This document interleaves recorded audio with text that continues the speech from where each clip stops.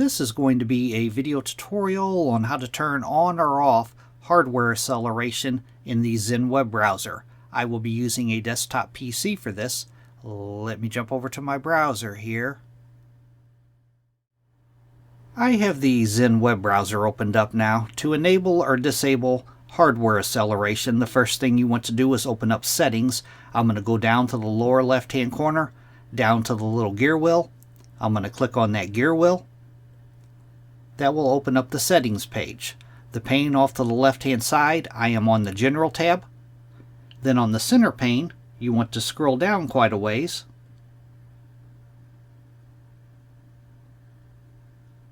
Down to where you see the performance section, and in the performance section it says use recommended performance settings.